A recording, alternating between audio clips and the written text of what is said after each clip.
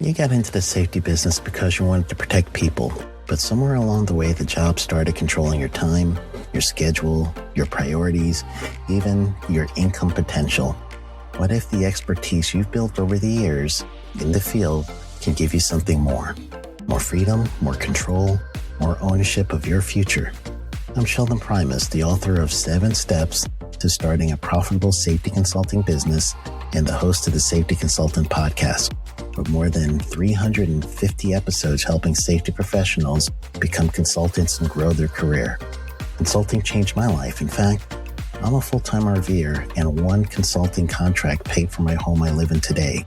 Now, I help safety professionals build their own consulting practice through bi-weekly coaching calls, accountability, and personal guidance.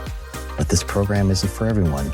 Start with the Consultant Readiness Audit at sheldon.coach. What if everything we thought we knew about safety was just interference?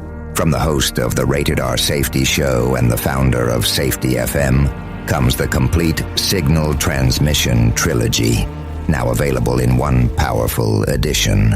Safety, in my opinion, the book that started the conversation. Safety Mutation, where the boundaries of culture, systems, and belief begin to break. And now, Safety Transmission, the final piece of the signal. For the first time, all 3 books are together in one volume. The Signal Transmission Trilogy, Complete Edition.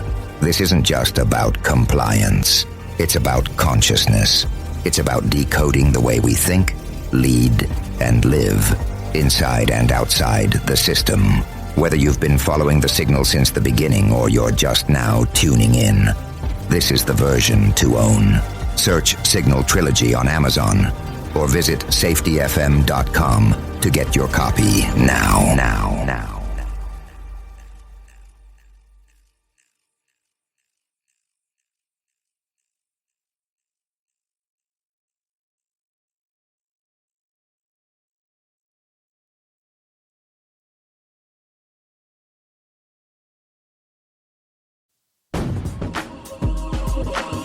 Sheldon Primus. Welcome to the Safety Consultant Show with Sheldon Primus, where we blend safety smarts with business brilliance and a pinch of Sheldon's signature wit. Whether you're a safety pro, a fresh-faced consultant, or just safety curious, get ready for a show that'll educate, entertain, and elevate your safety game. Let's dive into the art of consulting with your safety Sherpa himself, Sheldon Primus. This episode is powered by Safety FM. How is it going, everybody? Hopefully you're doing well. At the time of this recording, it's July 17th, 2025. Happens to be a Thursday. And Thursdays are special days because those are the days that I have chosen to release my episodes to y'all. Y'all good people out there listening to me. Thank you for all the years of listening to me. This is year 5, where I do my seasons where basically I started season 1 like the day of. So I say that's season 1. So when I'm season 5, this is now my 5th year of doing it, beginning of the 5th year. I'm a few months in, obviously, but yeah, that's how I do it. So I believe my anniversary for the show is in April. So I do it towards that. Man, can't believe so much. There's been so many people doing podcasts lately. It's just like, wow. It seems to be the voice of this generation, which is awesome. I'm glad I was on board early. And you could hear me in some of the previous episodes. Just go to safetyconsultantpodcast.com. You could also listen on Safety FM. That is 24-hour broadcast and networking system for safety, health, any kind of safety and health philosophy that you have is represented in the Safety FM network. If you're a BBS person, we got you. If you're a hot person, we got you. It's just truly a network that if you are into safety, you like listening, you're an auditory listener, or you're literally looking for something to help you research-wise, safetyfm.com. That's your man. Jay Allen has written 3 books. Man's amazing.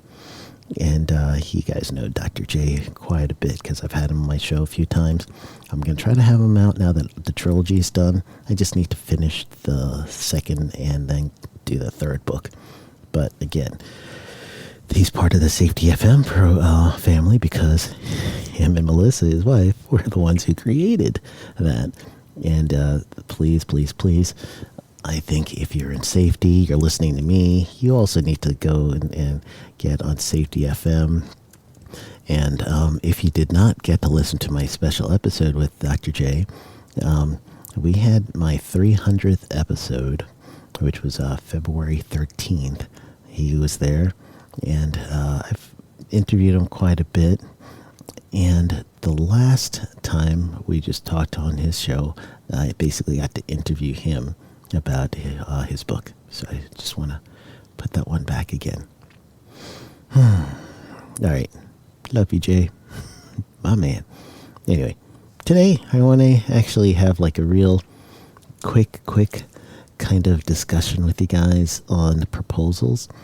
I've seen quite a few. Oh, I forgot to tell you, with Dr. J, let me go back. May 10th, we have episode 311, and on that episode, that's when I actually talked to him about safety, in my opinion, consciousness construct, and the reality of risk. If you guys haven't listened to that audiobook or read that book, it's going to change your mind, and just especially with safety and health. We just sometimes we need some people to shake us up, and that book did it. And so listened to the book, and my brain almost every chapter. All right, back to what I was saying. I know I digressed. I had to look up that episode number for you guys. So while I'm looking up episode numbers, I am going to give you guys something that I've written on proposals. That's what our episode is. And we're going to talk a little bit about proposals. And I have many episodes of proposals. So starting with season 1, episode 6, I had a live coaching call with someone, how to structure a proposal. Episode 7, I talked about a step-by-step guide to creating a winning proposal. Episode 124, I talked about basic proposal structures. Episode 159, I did a webinar for ASSP called The Art of the Proposal, and I got my version of it on episode 159. And then on episode 265, I talked about unlocking the power of proposals. So I've been through this conversation with proposals before. So honestly, it's very important that you guys do this right, because it's the way that we make our money. It's the way that we present ourselves to the client so that they get a little bit of how they feel you're going to do as far as if they were to hire you. So I get calls on this, and people reaching out to me on Facebook all the time, or if there's a message on someone in one of these huge Facebook groups that has anything to do with safety consulting, I usually get someone who will just put in, see Sheldon, or Sheldon Primus, my name, at Sheldon Primus if you do it on Facebook, and then all of a sudden I get alerted that someone's talking about proposals. So I got reached out very recently from someone else in my network, if you would, and she asked about proposals and how to structure another proposal. So I was like, all right, it's been a while. I'm not going to tell you guys how to structure the proposals because we've gone through that a few times, and I gave you all the episode numbers to look up. But I'm just going to give you my basic thoughts as to how to structure things, all right? And I'm literally working on a proposal myself, so that's why it's top of mind for me, because, you guys know I'm still an active consultant, and I definitely have to still do proposals. So this is how I structure them, right? So first, I always have a title page. I always have table of contents. I use Word, so that means title page, table of contents. You're going to have to go and use the word headings and all the things that will help you create a table of contents. But I do that. I start my proposals with a background. I give a background of the company from their about page. I give a background of my organization with a specialty on whatever the proposal's on. I tell them why I'm the expert with this type of work in my background. And if there's a need that is really pressing, such as this proposal is to help with this OSHA compliance issue, blank, I put that also in the background. So a paragraph basically for the organization, and I get that from their about page online, a paragraph about my qualifications towards this job, and then another paragraph or two about why this proposal is going to meet whatever the need is. So that's my background. It's a background of our work together, a background of why I'm giving this proposal. Next section is a scope. And when you do the scope, you really have to be specific about what you're going to do.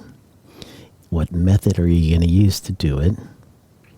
How is it going to play from step to step to step? Sometimes I do things in stages. Here's stage 1, here's stage 2, and then here's stage 3. Most times if I'm going to do, let's say, OSHA compliance package, stage 1, as an example, is usually going to be an assessment of the facility. And some of that I could start right away by their paperwork, and I ask them to send me the paperwork, and I'll have that in there. And usually I start my contracts when I get the money. I do a 50-50 usually. They pay 50% up front, and then the other 50 upon delivery of the final project, whatever it is. So once the first 50% comes in, I usually ask them right away for any written programs to be emailed to me so I could start right away. So I have them visualize what that look like. Stage 1, stage 2, then we're going to go to here. Stage 3, then we're going to do this. And at that point, you then can now create your deliverables per stage. So your deliverables are the things tangible that the service that you're going to provide. Sometimes for me, I've got the ability to create learning management systems. So that's the tangible thing for the workers. They're going to, or for the client, they're going to actually have access to a learning management system so that they can now work with their staff through my system, right? That's the deliverable part. If you're thinking about a training budget, in the deliverables, you want to make sure I shouldn't say budget, but proposal. Sometimes you need 2 parts of deliverables. What are they going to deliver to me? And then what do I deliver to them? So usually the deliverables on my end is the course material, with the certifications. I'm going to deliver to them certain things such as qualified trainer. If I'm going to have one of my network do the training and I do the proposal. Those types of things is deliverables for my end. Whereas I might need a deliverable from the client, and usually that's going to be, I need them to provide somebody who's not only qualified as to be able to answer my questions, give me a walkthrough, whatever, but then I also want to make sure that they have some sort of authority too, so that this person could stop stuff that I don't like while we're walking through, and we take care of things right then. So that's also part of the deliverables. If you're teaching, I'm going to need a training room with X amount of space. Here's the seats we're going to need. I want to have a dry erase board with markers, stuff like that. That's what you're going to put into that section. Most people get caught up on the next part, which is the cost and payment. The cost and payment is going to really start making itself apparent to you as you look at first how much time it's going to take. So yes, you have to do kind of a money for time equivalent, but you have to think of prep time. You have to think of analysis time. You have to think of report time.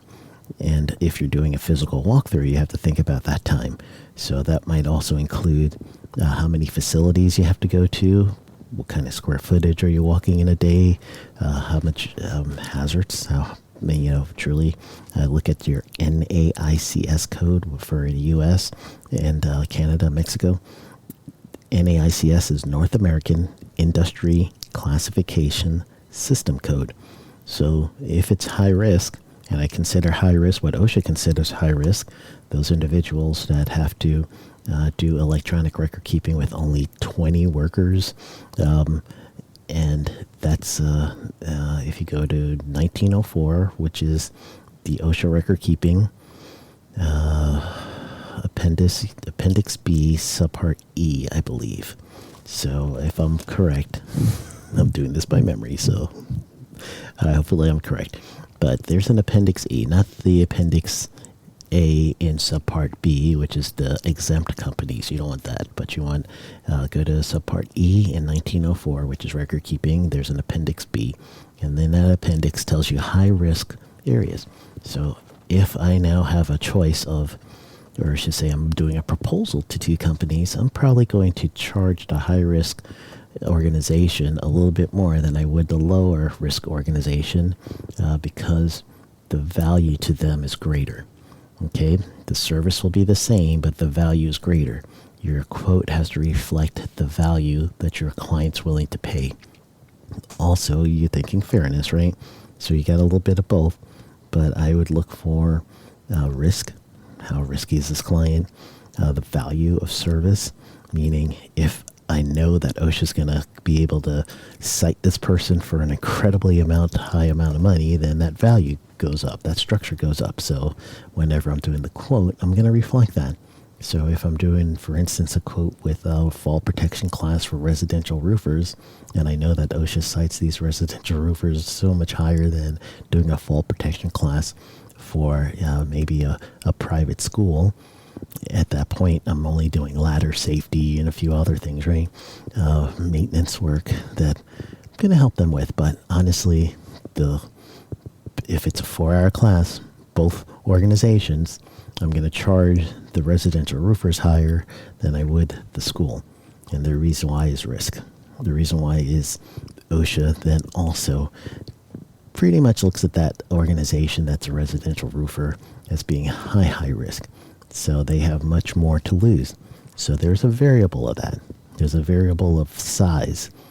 Though a company's high risk, if I was a roofer with a smaller company, like 50 or less, I'm going to charge them less than some company that has over 250 because each person represents a moniker of risk.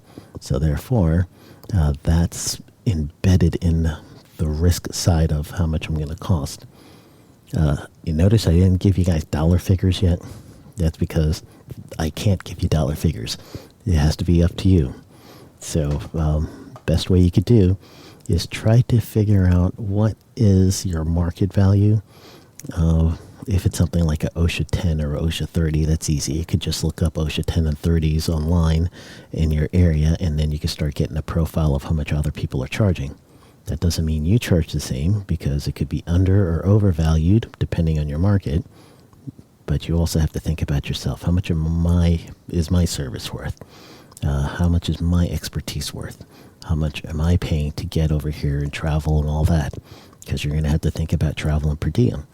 So if you're 50 miles away from this location versus you have to take a flight and stay over places and, 2 nights stay or whatever, that's also part of the cost, right? So don't forget about that. And when you're doing travel, give yourself an extra day.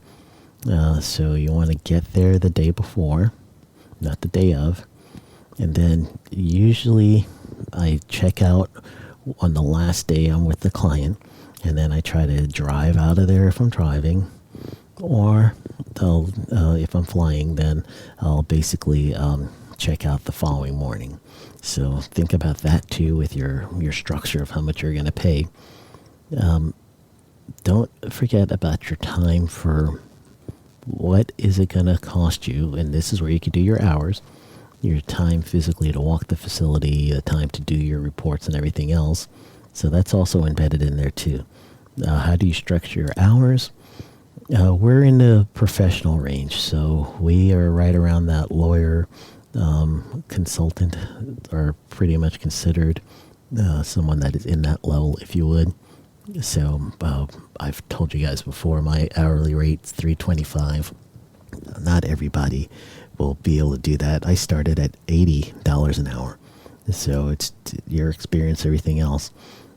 Just when you're over the thoughts that you have to think about is, how much is this project worth to me? How much time am I going to spend? And then how much is this project worth to my client? So you have to get out of yourself and also think about the client in this one. How much is it worth to them? All right. So I can't give you guys much more than that. I can't give you dollars and all that, but I am going to tell you, you do want to put at the very end terms and conditions. And you also want to have some sort of signature block on your proposals. If not, I do some proposals without a full signature, but what I'll do is I'll do a contingency thing in the emails and all that. Don't forget to give in your cost and payment section a way for your client to pay you. If you do it online through PayPal, Stripe, whatever system you use, or you do direct deposit or whatever, tell them how to pay you too. All right. Some people, like I do, I'll give a discount for payment in full. 10% is, usually my discount. I've actually gone even less in some cases as a 5% discount. But then if someone wants to pay in installments, I'll give them that. And the installments is 2, which is 50% when I sign the contract. And then the other 50% when I give you the final work. So that is the installment plan, if you would. Very last thing is, you do want to put in the compliance team if you're going to do any kind of compliance, or the trainer bio or something. So whoever's hiring you may know you, but if they have to give this information to someone for approval or just to pass it on to someone who needs to be informed, you want to have your credentials there too. So throw that in as well as the very end. Most of my proposals are going to be roughly about 6 to 8 pages. If you're doing these 1-page little receipt type things for proposals, you're not even the same ball field. You're not telling the client you're competent enough. So honestly, you gotta work a little harder than that. But overall, I think I gave you guys the gist of the philosophy behind proposals. All right. So again, many episodes. At least 5 episodes I've talked about proposals in the past. Here is just a updated thought on proposals, right? And the dollar figure that you end up with, typically I say at least double it. All right? It sounds counterproductive, but whatever dollar you figure you come out with, sometimes I honestly just double it. Okay? Don't be scared. I know I have to say that in context. Hold on. Let me back myself up, because if I, automatically you're going to just double it because I told you to, then in context, you want to make sure that you truly feel that the risk reward is there and you're not going to undersell yourself. Most people undersell themselves. That's going to be your rate. That's going to be what they expect of you. So don't undersell yourself. All right. I've given you a lot to think about. You guys are going to just go through the past proposal episodes I gave you with the numbers earlier. And just, you guys could do this, all right? Just go get them.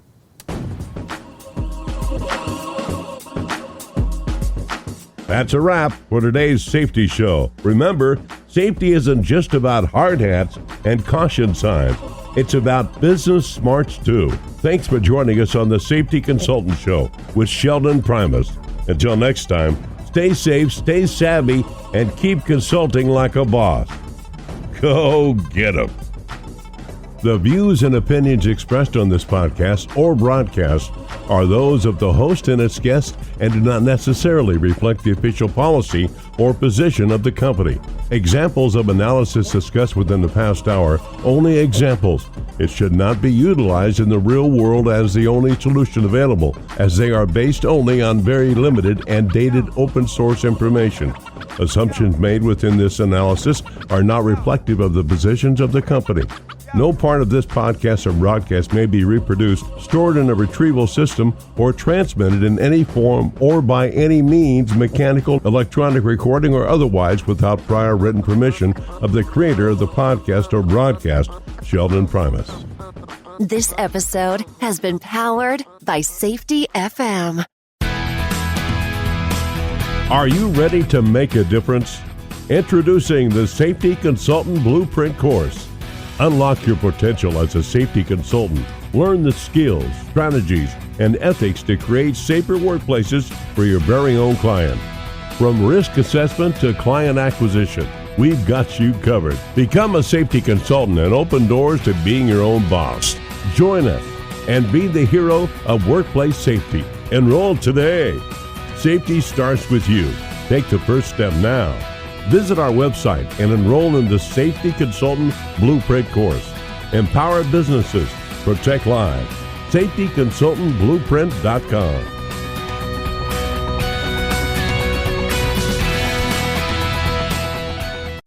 You got into the safety business because you wanted to protect people, but somewhere along the way, the job started controlling your time, your schedule, your priorities, even your income potential.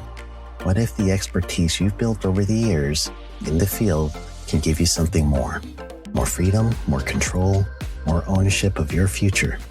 I'm Sheldon Primus, the author of 7 Steps to Starting a Profitable Safety Consulting Business and the host of the Safety Consultant Podcast, with more than 350 episodes helping safety professionals become consultants and grow their career. Consulting changed my life. In fact, I'm a full-time RVer, and 1 consulting contract paid for my home I live in today. Now, I help safety professionals build their own consulting practice through bi-weekly coaching calls, accountability, and personal guidance. But this program isn't for everyone. Start with the Consultant Readiness Audit at sheldon.coach. What if everything we thought we knew about safety was just interference? From the host of the Rated R Safety Show and the founder of Safety FM comes the complete Signal Transmission Trilogy, now available in one powerful edition. Safety, in my opinion, the book that started the conversation. Safety Mutation, where the boundaries of culture, systems, and belief begin to break. And now, Safety Transmission, the final piece of the signal. For the first time, all 3 books are together in one volume. The Signal Transmission Trilogy, Complete Edition. This isn't just about compliance. It's about consciousness. It's about decoding the way we think, lead, and live, inside and outside the system. Whether you've been following the signal since the beginning or you're just now tuning in, this is the version to own. Search Signal Trilogy on Amazon or visit safetyfm.com to get your copy now.